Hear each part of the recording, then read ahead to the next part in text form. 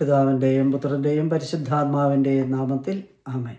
തൻ്റെ ജനങ്ങളുടെ വിശുദ്ധീകരണത്തിന് വിശുദ്ധ ചാൾസ് ബൊറോമിയോ പൂർണ്ണമായി ആശ്രയിച്ച പ്രാർത്ഥനയാണ് ജപമാല.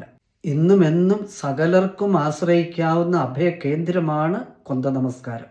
വിശുദ്ധർ ഒരേ സ്വരത്തിൽ നമ്മുടെ വിശ്വാസം മുഴുവൻ കൈകളിൽ പിടിക്കാൻ സഹായിക്കുന്ന പ്രാർത്ഥനയാണ് ജപമാല എന്ന്, എല്ലാ ഭക്തികളുടെയും രാജ്ഞിയാണ് കൊന്ത എന്ന്, ക്രൈസ്തവ ജീവിതത്തിൻ്റെ യഥാർത്ഥ പാഠശാലയാണ് ജപമാലയെന്ന് പറയുന്നു.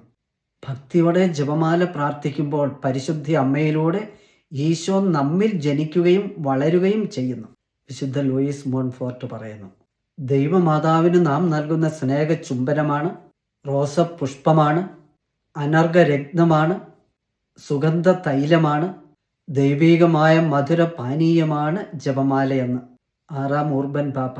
ജപമാല പ്രതിദിനം ദൈവജനത്തിന് ധാരാളം അനുഗ്രഹങ്ങളെ നേടിക്കൊടുക്കുന്ന പ്രാർത്ഥനയാണ് എന്ന് പറഞ്ഞു. ബെനഡിക്റ്റ് 15-ാം പാപ്പ നാം ദൈവജനനിയുടെ ശിരസിൽ വയ്ക്കുന്ന കനക കിരീടമാകുന്നു കൊന്ത നമസ്കാരം എന്ന് പറഞ്ഞു.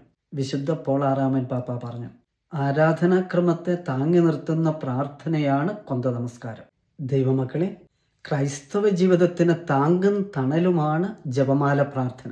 കൊന്ത പ്രാർത്ഥിക്കുമ്പോൾ നമുക്ക് നിലനിൽപ്പിനുള്ള വരവും കൃപയും ഊർജവും ലഭിക്കുന്നു.